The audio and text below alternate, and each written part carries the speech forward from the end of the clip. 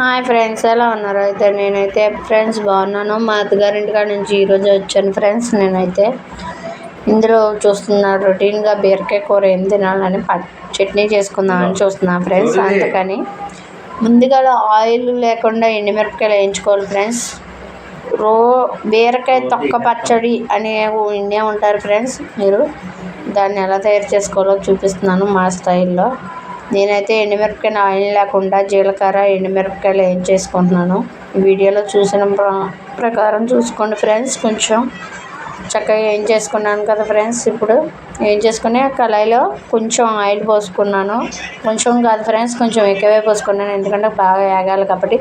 ఇదిగో ఫ్రెండ్స్, బీరకాయ తొక్కలు, టమాటా, ఉల్లిపాయ మంచిగా కట్ చేసుకున్నా ఫ్రెండ్స్. ఇవన్నీ చిన్న చిన్న పీసెస్లుగా చేసుకొని ఇవి కూడా ఆయిల్ హీట్ ఎక్కాక దాంట్లో వేసేసి వేపుకోవాలి ఫ్రెండ్స్. చక్కగా మగ్గిపోతూ ఉంటాయి. అటు ఇటు తిప్పి చక్కగా మూత పెట్టుకోవాలి 5 minutes. కొంచెం నూనెలో పచ్చి వాసన పోయేదాకా వేయించుకోవాలి ఫ్రెండ్స్. ఇప్పుడు వేయించేసుకున్నాక తీసుకొని పక్కన ఒక కళాయిలో ప్లేట్లో పెట్టుకోవాలి. అదే ఆయిల్లో ఫ్రెండ్స్ ఉల్లిపాయ ముక్కలు, టమాటా చూపించిన విధంగా చక్కగా చట్నీ అయితే బాగుంటుంది ఫ్రెండ్స్. మీరు కూడా ట్రై చేయండి. ఉల్లిపాయ టమాటా కూడా వేయించేసుకోవాలి. ఉల్లిపాయ ఎర్రగా రావాలి ఫ్రెండ్స్, మంచిగా మగ్గిపోవాలి నూనెలోనే. 5 minutes మూత పెట్టుకుందాం ఫ్రెండ్స్, ఎందుకంటే ఇది కొంచెం మగ్గడానికి కొంచెం టైం పట్టుద్ది కాబట్టి మీకు. అలాగే కొంచెం చింతపండు, అల్లం, వెల్లుల్లిపాయలు కూడా వేసేసుకొని మంచిగా వేయించుకోవాలి ఫ్రెండ్స్. నూనెలోనే మగ్గిపోవాలి. చింతపండు ప్లస్ టమాటా పులుపు కూడా ఆనియన్స్కి చక్కగా మగ్గిపోతుంది, చూస్తున్నారు కదా. ఈ వీడియో కనుక ముందుగా చూస్తున్న వాళ్ళైతే సబ్స్క్రైబ్ చేసుకోండి ఫ్రెండ్స్. చక్కగా ఉడికిపోతుంది, మగ్గిపోతున్నాయి. ఈ గోల్డెన్ కలర్లో రావాలి ఫ్రెండ్స్ ఉల్లిపాయలు. అన్ని ఐటమ్స్ మీకు మరొకసారి చూపిస్తున్నా.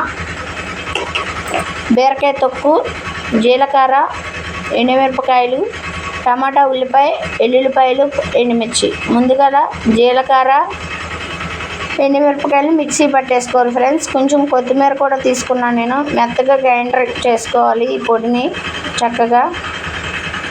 దాని తర్వాత నెక్స్ట్ వచ్చి బీరకాయ తొక్కది, ఆ తొక్కని వేయించుకున్నది కూడా చక్కగా వేసేసుకోవాలి. రుచికి సరిపడినంత సాల్టు. పక్కనే ఆటో వెళ్తుంది ఫ్రెండ్స్, అందుకని మీకు డిస్టర్బ్గా ఉంది, సారీ. కొంచెం వాటర్ పోసుకోవాలి ఫ్రెండ్స్. అలాగే ఇప్పుడు టమాటా, ఆనియన్స్ వేయించుకున్న ముక్కల్ని చక్కగా గ్రైండర్ చేసుకోవాలి ఫ్రెండ్స్.